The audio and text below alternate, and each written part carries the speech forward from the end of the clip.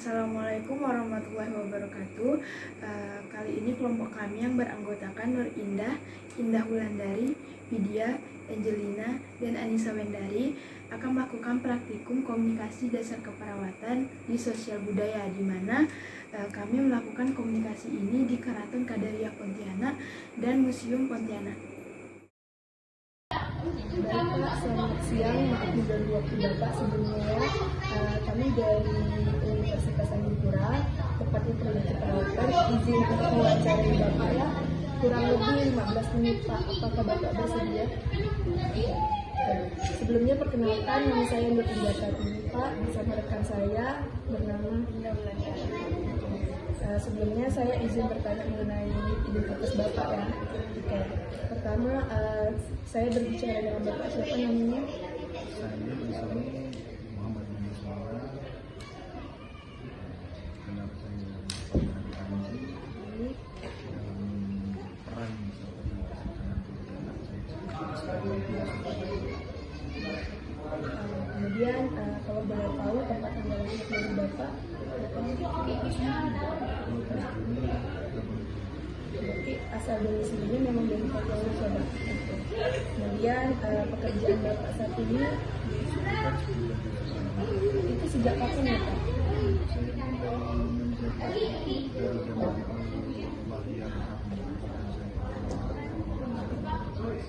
Cukup lama Pak, berarti kurang lebih udah 7 tahun ya.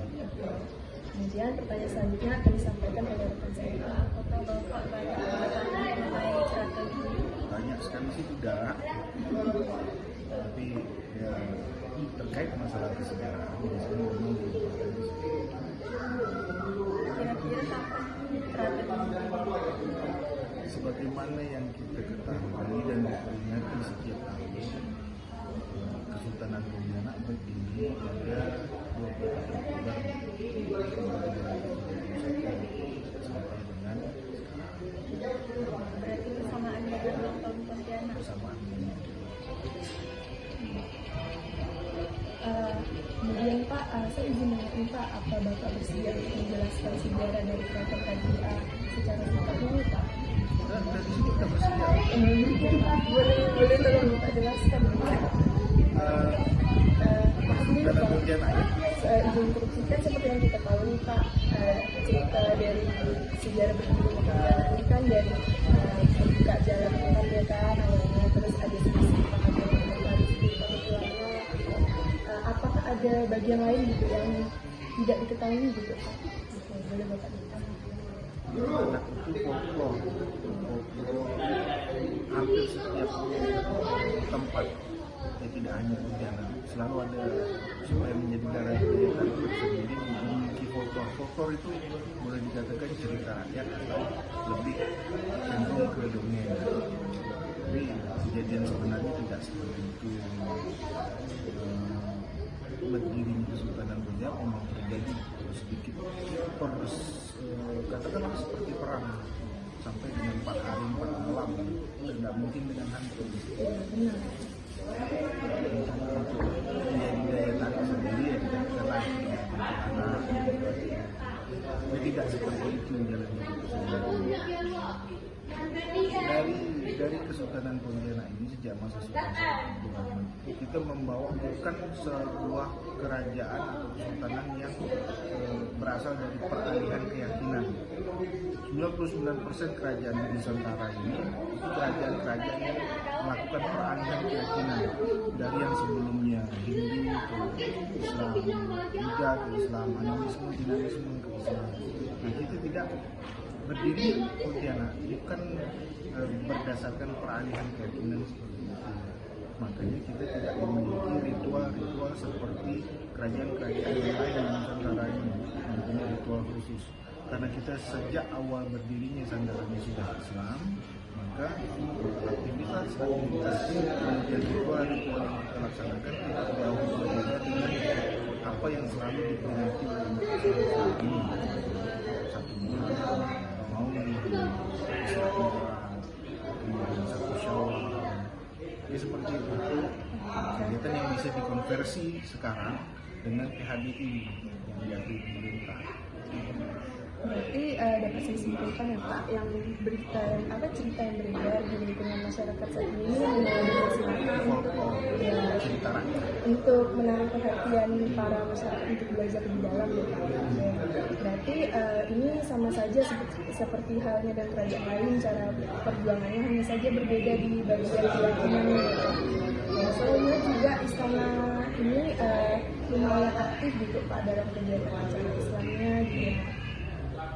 Ya kalau acara Islamnya itu biasanya tetap dipimpin oleh sultannya langsung atau biasanya bapak? Jadi seperti saya bilang tadi, kita tidak memiliki ritual-ritual khusus seperti kerajaan-kerajaan lain di Nusantara ini, termasuk juga yang berada di Pulau Kalimantan. Mereka punya ritual-ritual khas yang menunjukkan kesuksesan mereka sebagai sebuah kerajaan atau sebuah praja yang dulu pernah berjaya. Macam di Mempawah itu katakanlah kayak kalau di Nampang itu ada tumpang begini, kalau di Sanggau itu ada mandi. Kita tidak punya yang seperti itu karena kita bukan beragam keyakinan, dan dalam keyakinan kita Islam sendiri sebenarnya memang barang-barang itu tidak pernah ada gitu. Tapi sebagai khazanah lokal itu kan merupakan kekayaan tradisi masing-masing gitu kan. Dan kita bisa berpartisipasi di situ, cuma tidak melaksanakan itu karena kita memang tidak punya itu. Jadi yang sifatnya aktivitas di Kesultanan Pontianak dari sejak Pontianak ini berdiri ya, seperti apa yang umumnya diperingati oleh umat Islam di dunia. Menurut Bapak, apa saja peninggalan yang menarik yang ada di keraton ini? Dalam lingkup cagar budaya, istana ini merupakan peninggalan sejarah.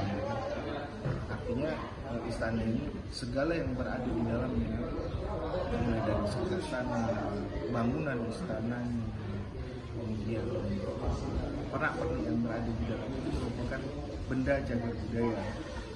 Kan sudah terdaftar sebagai benda cagar budaya di Istana Cagar Budaya. Selain bangunan istana ini, Kesultanan Pontianak memiliki 3 istana, kemudian Masjid Jami. Yang paling pertama adalah Masjid Jami, karena yang awal sekali dia satu kesatuan, dan Makam Batu Layang. Berarti pemimpinnya sama nggak dari 3 itu atau sama?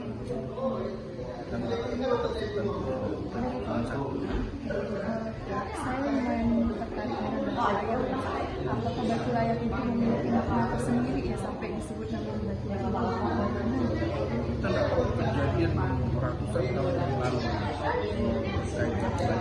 Ada yang bilang pernah ada yang mengatakan, tapi tidak valid, tidak bisa dipertanggungjawabkan bahwa itu adalah pecahan batu, pecahan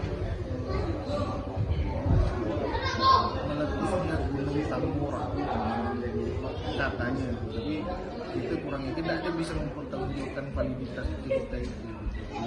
Jelas hampir di semua perairan di Kalimantan itu memang ada bagian yang rawa pinggiran sungai dan ada yang berbatuan. Kebetulan di Batu Layang itu batunya besar gitu. Jadi disebut Batu Layang karena posisinya tetap tidak bergerak, padahal itu di sungai yang seharusnya mengalami abrasi dan sebagainya, tapi dia tetap di situ. Makanya dibilang Batu Layang. Kenapa dia unik? Karena di situ dimakamkan semua sultan-sultan yang pernah. Nah, unifikasinya di situ, karena di situ dimakamkan seluruh sultan-sultan Pontianak dari yang pertama. Generasi selanjutnya juga akan disebutkan. Masjid Jami ini sendiri apakah ada makna khususnya ya Pak? Iya, sebagai bangunan yang pertama kali diberi itu kekhususan itu. Belum dibangun istana, belum dibangun segala macam, bahkan rumah juga belum didirikan. Tapi yang paling pertama didirikan Masjid Jami. Berarti dapat dikatakan sistem pemerintahan kerajaan itu awal mula dilakukan di Masjid Jami juga. Iya, masa pemerintahannya awal mulanya di Masjid Jami sampai akhirnya baru pada periode Sasi Sultan yang ketiga, Sultan Sinan, bangunan istana itu sempurna. Sebelumnya sudah ada, tapi lebih kelihatan seperti rumah ketimbang istana. Setelah diperbaiki, dibuat megah, maka bisa zaman Sultan Usman tahun 1820 beliau bertata dari 1818. Nah, 1820-1823 selesai pemugaran bangunan istana. Sejak saat itu difungsikanlah Istana Gajah ini sebagai pusat pemerintahan Kesultanan Pontianak, menggantikan masjid yang kembali menjadi fungsinya, kembali menjadi tempat ibadah dan pengajaran agama Islam. Di situ menjadi pusat pengajaran dan penyebaran agama Islam di seluruh Pulau Kalimantan, bahkan di seluruh Nusantara. Kita mengirim dai-dai itu, pendakwah di seluruh Indonesia. Sebelumnya ada nggak alasan yang menarik kenapa bangunan yang bersangkutan dengan kesultanan itu warna kuning? Enggak sih, kita enggak terikat pada warna. Aslinya bangunan ini ya warna kayu. Kemudian ada sultan yang lebih senang menggunakan, pada masa sultan yang ke-6 lebih senang dengan warna putih gading dan merah marun. Maka warna istana ini pada masa beliau putih gading dan merah marun. Nah, lalu pada masa Sultan Hamid II ini dirubah menjadi agak kekuningan tetap dengan merah marun. Setelah istana ini menua, tinggal Sultan Hamid II, jadi kelihatan kecoklatan, putih dan coklat. Dan merah marun kok semakin tua kan berubah warnanya jadi agak kecoklatan. Nah, baru setelah 2010 dan 2011 istana ini diwarnai kembali dengan pewarnaan kuning. Kita tidak terikat warna. Tidak ada kekerasan warna yang mewakili entitas Melayu atau Dayak dan sebagainya. Kesultanan Pontianak berdiri bukan untuk suku tertentu, tapi Kesultanan Pontianak berdiri untuk Islam. Meskipun terdapat warga pada masa itu, pada masa sejak berdirinya warga yang non-Muslim, tapi mereka lebih merasa terikat dengan Kesultanan Pontianak, meskipun Kesultanan sendiri menggunakan syariat Islam sebagai sandaran hukumnya. Mereka justru merasa terlindungi, terbukti dari masa berdiri hingga akhirnya kita bergabung dengan Republik Indonesia. Tidak ada yang namanya konflik horizontal, konflik antar suku, antar agama, itu tidak pernah terjadi. Justru setelah kita serahkan negeri ini, Pontianak ini kepada pemerintah Republik Indonesia, karena kita berintegrasi dengan Republik Indonesia, mulai itu terjadi. Akhirnya pemerintah sendiri berinisiatif untuk membujuk keluarga besar kesultanan agar kesultanan ini dihidupkan kembali. Itu pada tahun 2004 yang lalu diangkat kembali seorang sultan, Syarif Abu Bakar, sampai dengan yang sekarang. Gunanya untuk apa? Untuk menjadi pengikat, simbol pengikat antar suku, antar agama, dan mereka sungguh benar merasa terikat di sini. Sejak dinobatkan itu, tidak ada lagi macam-macam. Untuk pemerintahan kesultanan ini ada nggak jangka waktu kepemimpinan? Enggak ada periodisasi. Begitu seorang sultan dinobatkan sebagai seorang sultan di Pontianak ini, Sultan Gajah ini, maka sampai wafat dia menjadi sultan. Digantikan terus turun-menurun oleh garis keturunan lurusnya, gitu. Anak ke anak ke anak ke anak. Pak, kan sudah cukup nih Pak mengenai sejarahnya. Yang terakhir kami mohon Bapak untuk memberikan pesan atau pesan yang Bapak harapkan untuk disampaikan baik ke generasi selanjutnya atau ke pemerintah atau gimana?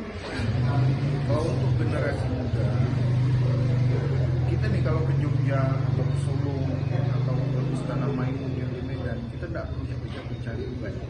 Tukang becak yang ada di sana bisa menceritakan sejarah Jogja. Seorang anak SMP di sana sudah bisa menceritakan silsilah sultannya sendiri. Sementara di Pontianak masih harus mencari orang-orang tertentu yang bisa menceritakan tentang sejarahnya sendiri. Bila orang dari luar datang hanya tidak tahu, coba ke keraton aja, mungkin ada yang lebih tahu. Karena mereka tidak tahu benar-benar. Nah, harapannya kepada generasi berikutnya jangan sampai hal ini terjadi lagi.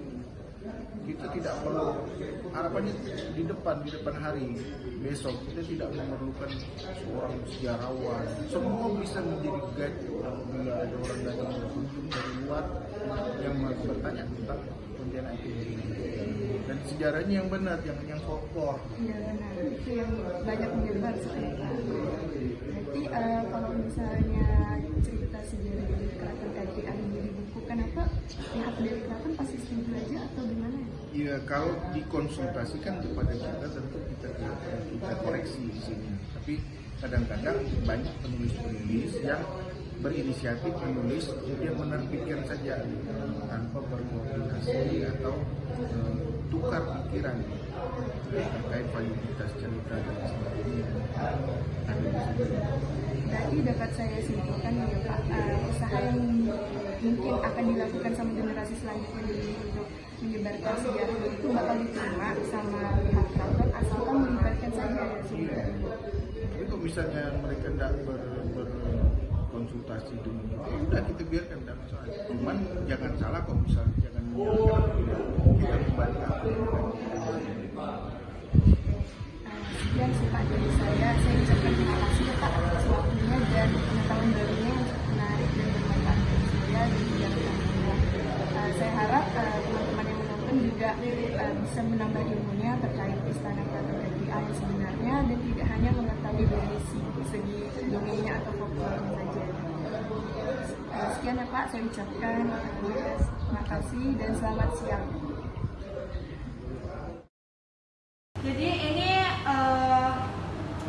saya perkenalan dulu ya. Ini saya jelasin dulu tentang museumnya. Di sini Museum Provinsi Kalimantan Barat itu terdiri dari 2 lantai. Yang pertama itu lantai pengenalan, di mana kita bisa ketemu koleksi-koleksi pirostika, numismatika, sama heraldik dan berbagai macam koleksi lainnya.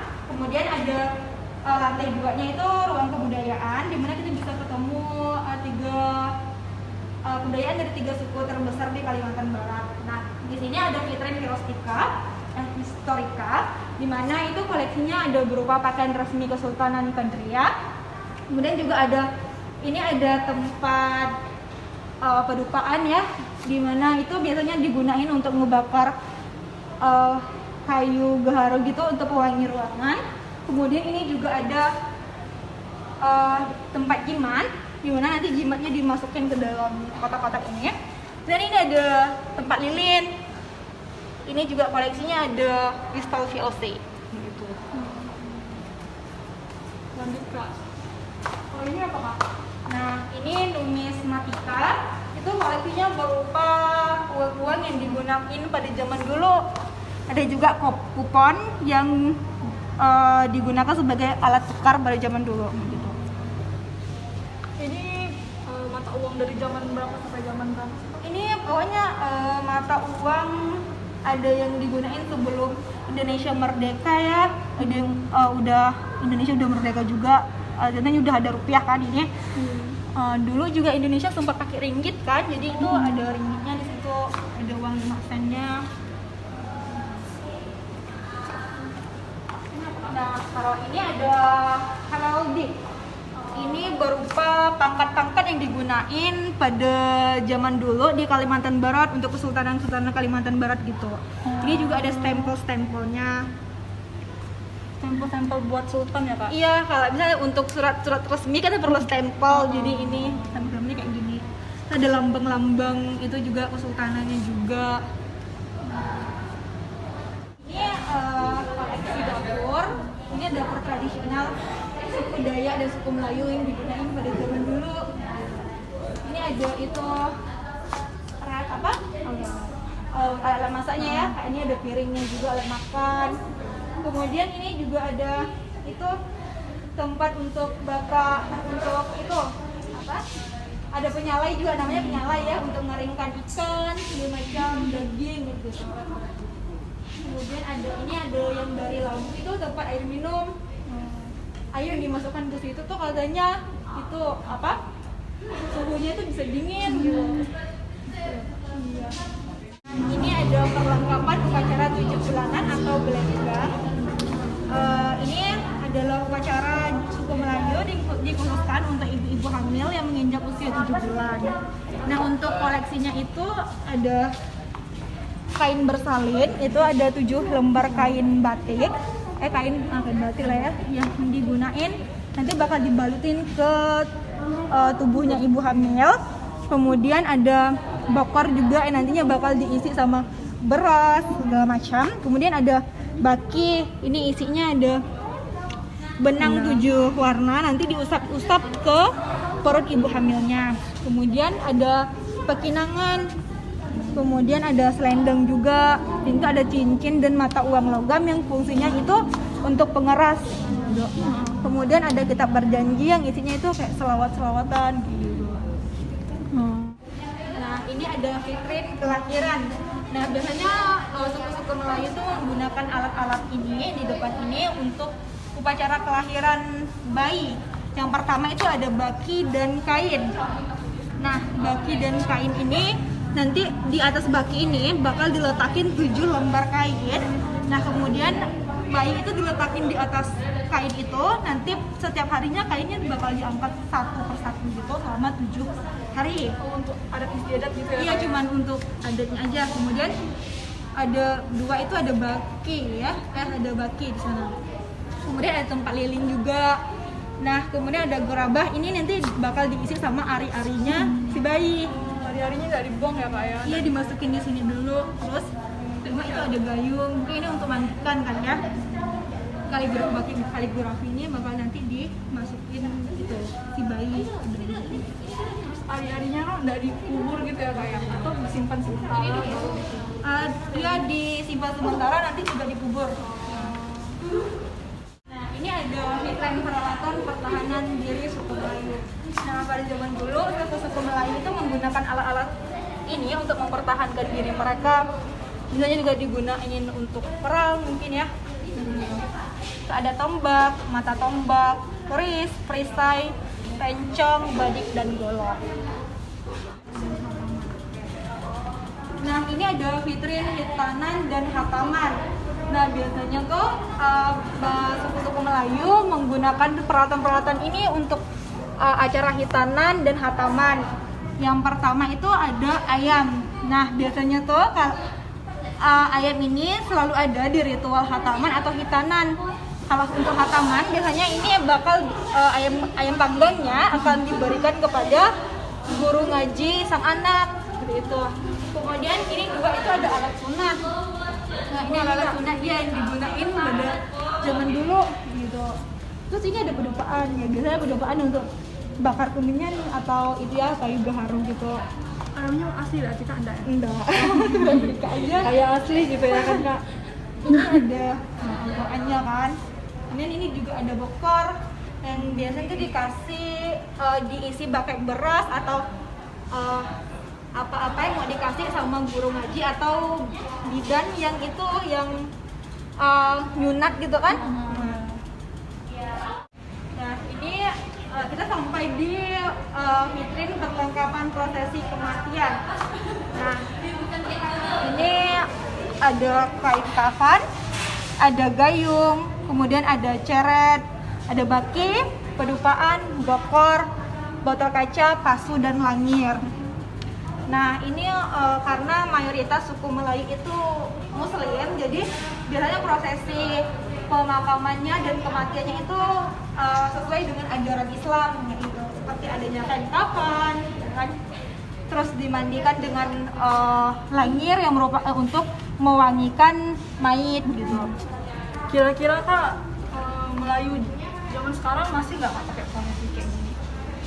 Karena ini kan ini juga udah dipengaruhi oleh agama kan, jadi ya Muslim tuh rata-rata tuh kayak gini prosesi kematiannya, jadi masih digunain. Ini yang kayak ada angka-angka apa? Ini itu nomor koleksi aja. Oh, nomor koleksi. Iya. Nah, ini ada vitrin seni musik suku Melayu. Koleksinya itu ada berupa gendang, gambus, tar, dan rebana. Ya, ini nggak jauh berbeda sama suku Melayu di Riau dan gitu lah.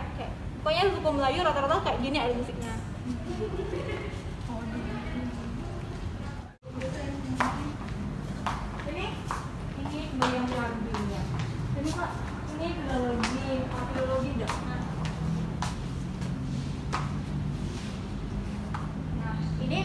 Filologi, di mana koleksinya itu berupa ada surat nasihat. Ini surat nasihat yang ditulis dalam bahasa Jawi, yaitu huruf Arab gundul. Kemudian ada naskah ilmu hisab, kayak mana nomor 2, ini lah ya. Kemudian ada Al-Quran tulisan tangan, ini Al-Qurannya tulisan tangan.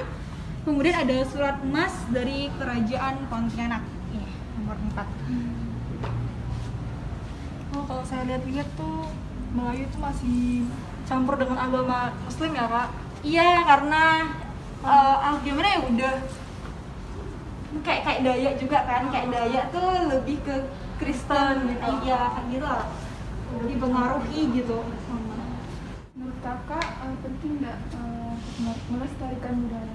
Ya, penting banget ya, karena budaya itu merupakan identitas bangsa ya nggak sih.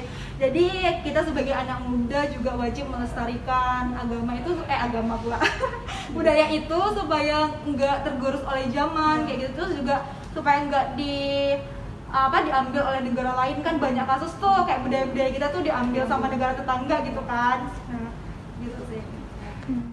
Kesimpulan dari kunjungan kita ke museum kali ini, kita sebagai generasi muda harus selalu melestarikan kebudayaan kita sehingga tidak tergerus oleh budaya lain dan kita tidak melupakannya sebagai warga negara Indonesia. Sekian, terima kasih. Kurang lebihnya mohon dimaafkan. Wassalamualaikum warahmatullahi wabarakatuh.